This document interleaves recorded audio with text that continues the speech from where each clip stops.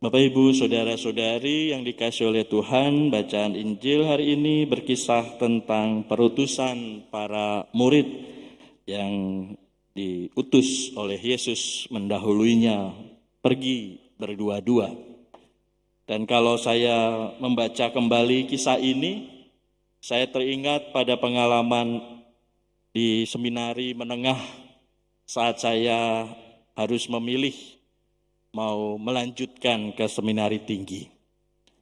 Romo paroki saya yang kebetulan adalah seorang misionaris meminta saya untuk memilih di dalam ordonya, dalam kongregasinya yang misionaris itu. Sedangkan bapak saya, karena dia dari Flores dan sangat fanatik dengan ordo SVD, maka bapak saya meminta saya untuk masuk ke ordo SVD. Padahal saya sudah punya pemikiran atau punya pilihan untuk masuk ke Projo Jakarta. Alasannya sederhana, karena saya tidak bisa berenang. Kalau nanti saya masuk ke ordo atau kongregasi misi seperti Romo paroki saya itu, kemungkinan besar saya pasti akan dikirim keluar Jawa, ke pedalaman yang menurut bayangan saya itu pasti perjalanannya melalui sungai yang deras, pakai perahu kecil, ya, yang tidak mudah, begitu banyak buayanya. Ya. Nanti kalau suatu ketika saya di sana, perahunya tenggelam, saya nggak bisa berenang, terus dimakan buaya, waduh, saya ngeri sekali membayangkan hal itu. Maka saya memilih menjadi Projo Jakarta yang tidak ada buayanya, dan kalinya atau sungainya cetek-cetek, gak terlalu dalam dan tidak deras. Tetapi Bapak, Ibu, Saudara-saudari, rupa-rupanya di Jakarta bahayanya tidak lebih mudah daripada bahaya di tempat lain. Kalau tidak hati-hati, saya juga bisa tenggelam dan dimakan buaya jenis lain.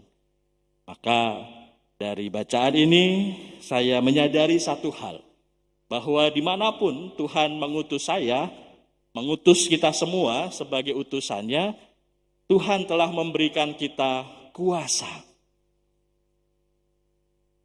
Yesus memberi mereka, para murid, kuasa atas roh-roh jahat, dan mereka pergi memberitakan bahwa orang harus bertobat.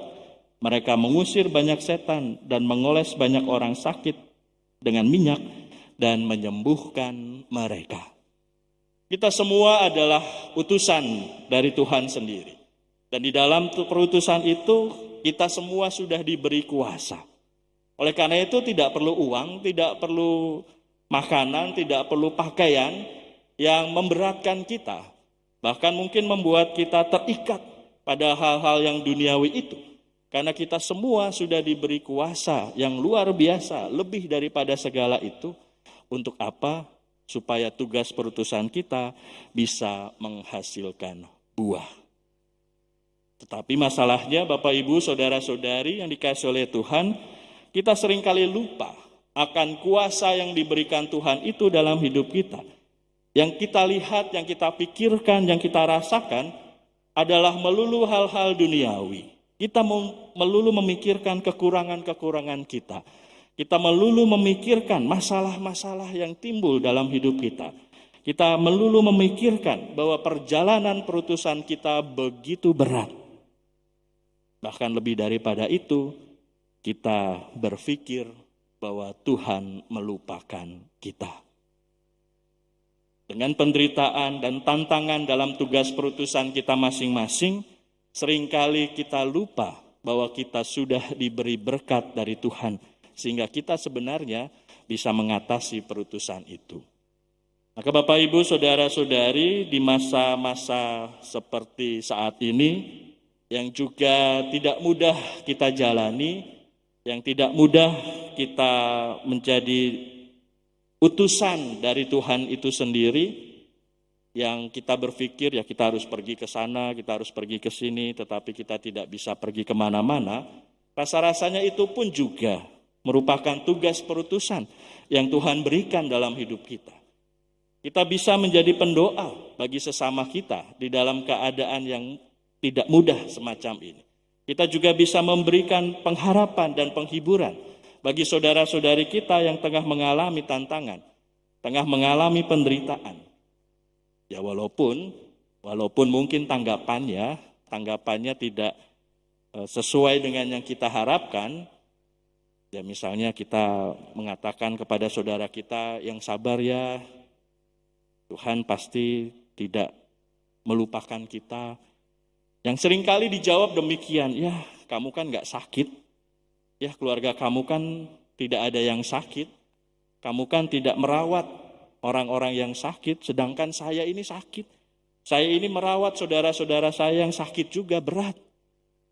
Kamu bisa saja mengatakan demikian, tetapi saya mengalami penderitaan seperti ini. Seringkali kita mendapat jawaban-jawaban yang tidak menyenangkan itu. Tetapi Tuhan mengatakan, ya kalau tidak ada yang menerima kamu, keluarlah dari situ, kebaskanlah debu dari kakimu, dan pergilah ke tempat lain. Ada tempat lain kok. Ada orang-orang lain juga yang membutuhkan doa-doa, perhatian, dan juga cinta kita kepada mereka ini. Maka Bapak Ibu, saudara-saudari yang dikasihi oleh Tuhan, mari kita sekali lagi menyadari bahwa kita semua sudah diberi berkat. Kita semua sudah diberi rahmat. Kita semua sudah diberi kuasa dari Allah sendiri untuk mengatasi roh-roh jahat, bahkan juga mengatasi segala sakit dan penyakit. Tentu saja yang kita lakukan, kita serahkan diri kita biarkan Tuhan bekerja melalui diri kita, sehingga banyak orang mengalami penghiburan, mengalami peneguhan, bahkan juga mungkin mengalami kesembuhan dari apa yang kita lakukan, kita berikan kepada sesama. Perutusan tidak seringkali harus pergi keluar, tetapi perutusan juga bisa kita lakukan di rumah kita dengan doa-doa dan juga apa yang bisa kita buat kepada sesama. Maka marilah kita mohonkan rahmat dan berkat agar kita mampu untuk menjadi utusan Tuhan di dalam masa pandemi yang tidak mudah ini, dengan memberikan pengharapan, penghiburan, dan juga kesembuhan bagi sesama kita, paling tidak di dalam doa dan juga karya kita sehari-hari. Kemuliaan pada Bapa dan Putra dan Roh Kudus, seperti pada permulaan, sekarang, selalu, dan sepanjang segala abad. Amin. Mari kita hening sejenak.